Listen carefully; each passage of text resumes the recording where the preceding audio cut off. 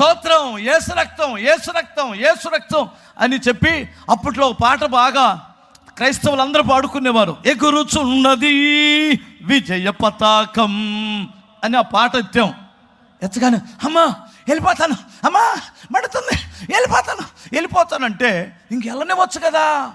మా మావయ్య కొంచెం ఓవర్ క్యాండిడేట్లండి. తక్కువ ఆపిరా అని, ఎక్కడి నుంచి వచ్చావే అన్నాడు. అది వెళ్ళకుండా ఆగి ఇక స్టోరీలు మొదలుపెట్టింది. ఏ స్టోరీ అంటే, ఇది తెల్లారగట్ల 4 గంటలకి మా గీదల దగ్గరకు వచ్చి పేడ దొంగతనం చేసింది, నేను ఊరుకుంటానా, దీన్ని పట్టాను అంటే ఆ పక్కన ఉన్నాడు, మా ఆవిడని పట్టపోతే మీ వాళ్ళని పట్టుకోవచ్చు కదా, మీ వాళ్ళందరూ ఏమయ్యారు, మీ గోల కదండి, దయ్యాల మీద తగతాడితే ఏమొచ్చింది. మరలా మొదటికి వచ్చింది వ్యవహారం. మరలా ఒక అరగంట ప్రార్థన చేసి స్తోత్రం, యేసు రక్తం అనగానే చిన్నగమ్మా వెళ్తానంటే ఈసారి ఆపేవంటే మర్యాద ఉండదు మావయ్య, దాన్ని పోని. ఎందుకంటే దయ్యాన్ని ఎల్లగొట్టేటప్పుడు అండి ఒళ్ళంతా ఓనం అయిపోయిందండి. అది అటూపిద్ది ఇటూపిద్ది, మనకు కాసేపు దడొచ్చేసిద్ది దాన్ని ఎల్లగొట్టడానికి, అవునా కాదా? శరీరం అంతా గుల్లగుల్ల చేసిద్దండి. నువ్వు దాన్ని పోని మర్యాదగా అన్నాను. అంతేనంటావా అన్నాడు. దాని అంతటికి అదే పోయిందండి. యేసు రక్తమే జయం. ఇప్పటికే మా విశ్వాసే. అసలు నేను ఎవరైనా ఫస్ట్ ఒక అద్భుతం జరిగించి స్వస్థత వచ్చిందంటే ఆమె ఫస్ట్ విశ్వాసమ్మ. హల్లెలూయా. ఆమె పేరు కోటేశ్వరమ్మ. ఇక్కడే ఉంటుంది, ఎక్కడో. స్తోత్రం చెప్పాలి.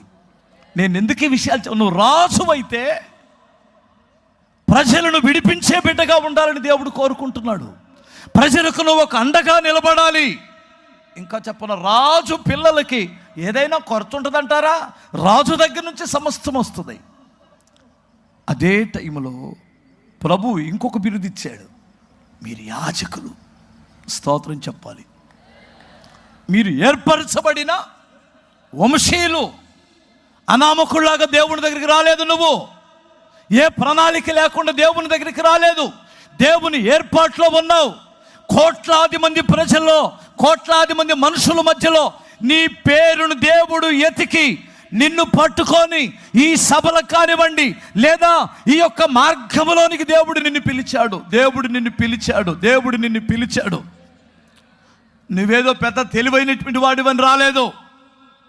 నువ్వు పెద్ద మేధావి అయినందున వాక్యాన్ని పరిశీలనగా తెలుసుకొని రాలేదు. ఆయన సంకల్పములో ఉన్నావు కనుక నువ్వు క్రైస్తవుడు అయ్యావు. హల్లెలూయా. పరిశుద్ధ గ్రంథములో మీరు ఒక్క మాట చూడండి. సంఖ్యాకాండం 8వ అధ్యాయం 14వ వాక్యం ఒక్కసారి చూద్దాం. చూడండి.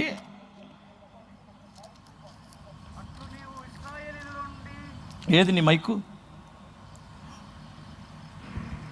చూడండి. అట్లు నీవు ఇశ్రాయేలీయులలో నుండి లేవీయులను వేరుపరచవలెను. ఎంత నేనేమో 6:30 శృతిలో మాట్లాడుతుంటే ఏం చదువుతున్నావురా నువ్వు స్వామి? అదే రేంజ్లో నిన్ను ట్రాన్స్లేషన్కి పెట్టాలంటుందిరా. ఆ ట్రాన్స్లేషన్ బోధించే పాస్టర్ గారు కాళ్ళు తిరిగి దెబ్బకే పోతాడు. ఇక సెకండ్లో దిగిపోతాడు. ట్రాన్స్లేషన్ చేసేటువంటి పాస్టర్ గారు ఎవరైనా ఎట్లా ఉంటాడంటే, 2 సింహాలు పోట్లాడుకున్నట్టు ఉంటాయి. ప్రైజ్ ది లార్డ్ అన్నాడు. ప్రైజ్ ది లార్డ్ ఎవడరా నువ్వు? ఆ రేంజ్లో చదువు. ఇప్పుడు చదువు. అట్లు నీవు ఇశ్రాయేలీయుల నుండి లేవీయులను వేరుపరచవలెను. నేను ఇంకోటి అనుకున్నాను రా. అది అట్లాగే మరి గట్టిగా చదవాలి. చదువు. ఆడపిల్ల గొంతుతో కాదు, మగపిల్లడు గొంతు చదువు ఇప్పుడులాగా. హల్లెలూయా. అట్లు ఇశ్రాయేలీయులలో నుండి లేవీయులను వేరుపరచవలెను, ఏర్పరచవలెను. స్తోత్రం చెప్పాలి.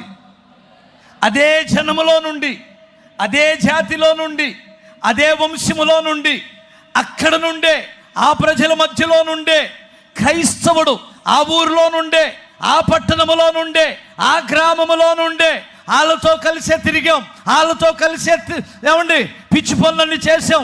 వారిలో నుండి దేవుడు నిన్ను ప్రత్యేకపరుచుకున్నాడు. చప్పట్లు కొట్టాలి ఒకసారి. హల్లెలూయా.